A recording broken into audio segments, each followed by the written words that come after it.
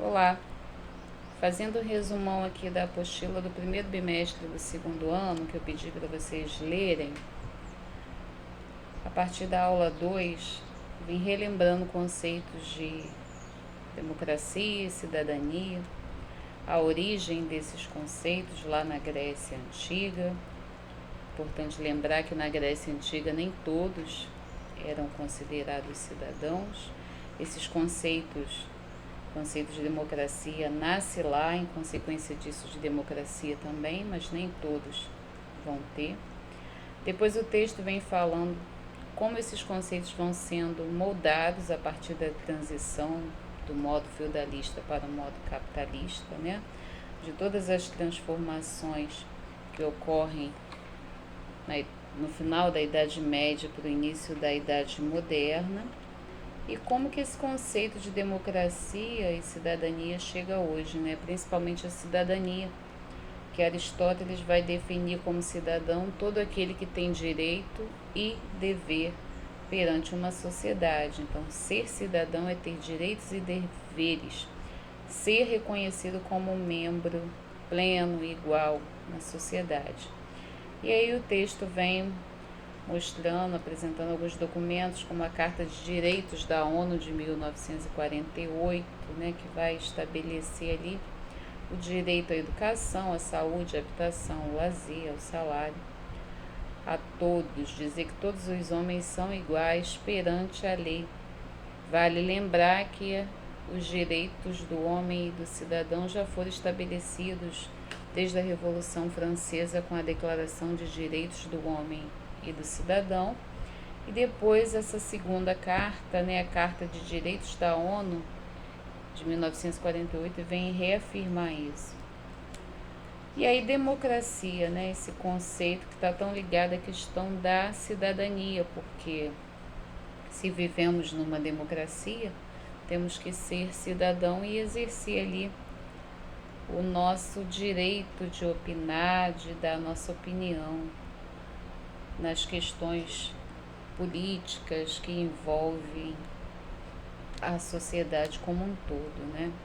Então ele vai trabalhar aqui essa questão da democracia, como funciona em outros lugares do mundo, como a Nova Zelândia, a Coreia do Norte, que tem regimes políticos diferentes, às vezes parecidos com a democracia que a gente vive hoje aqui no Brasil, que é uma democracia onde nós podemos participar dando a nossa opinião através do voto, escolhendo os nossos representantes, participando de sindicatos, de instituições, né, manifestações, manifestando a nossa opinião sobre o governo, mas mais importante do que manifestar é participar. E aí ele chega na aula 3 e vai trabalhar os direitos, né? Os direitos civis, direitos políticos e direitos sociais. Os direitos civis, aqueles que estão relacionados às nossas liberdades individuais, estabelecidos lá na Constituição de 1988, né? Que é a Carta Magna que rege a sociedade brasileira, que vai dizer que todos os cidadãos são iguais perante a lei, sem distinção de qualquer natureza, garantindo-se aos brasileiros e aos estrangeiros residentes no país a inviolabilidade do direito à vida, à liberdade, à igualdade, à segurança e à propriedade. Então, os direitos civis estão ligados à questão da vida, da liberdade, da propriedade. É o direito de ir e vir, né, de cada cidadão. Os direitos políticos, aqueles que definem o funcionamento da democracia, né, que estão lá especificados também na Constituição. O direito de participação, né, de todo cidadão, o direito de eleger e também de ser eleito, né? Qualquer cidadão brasileiro pode se candidatar a um cargo público. Basta se filiar a um partido político, que é um direito que nós temos de existir vários partidos políticos com diferentes ideias para que a gente possa escolher. É um direito político a gente se manifestar politicamente, criar partidos, né?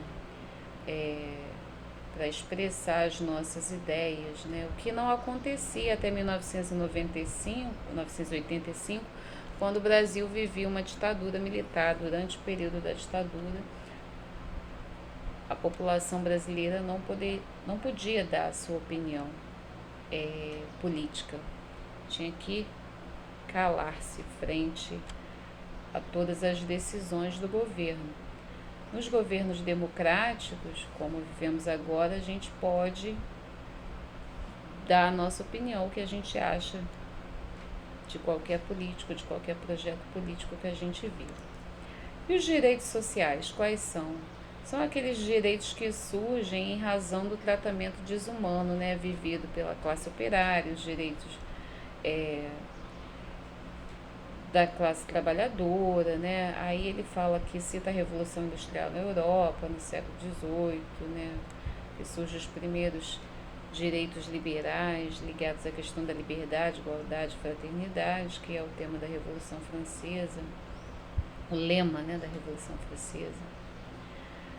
Vai citar a Rússia, né, dando alguns exemplos ali da República de Weimar, que vai buscar alguns direitos sociais para a população ali, alemã em 1919,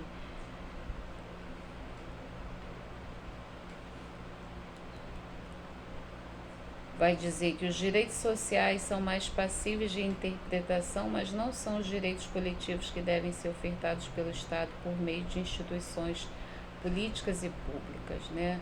O artigo 6 da Constituição define que são direitos sociais: educação, saúde, alimentação, trabalho, moradia, transporte, lazer, segurança, previdência social, proteção à maternidade, à infância e assistência aos desamparados, né?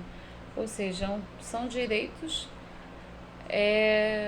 coletivos para toda a sociedade. Questões que a gente falou ano passado, que a gente vai também esse ano falar um pouquinho delas. Eu espero que vocês tenham lido. Qualquer dúvida, se quiserem perguntar, mandem a sua pergunta. E façam agora a leitura da apostila do segundo bimestre, também do segundo ano.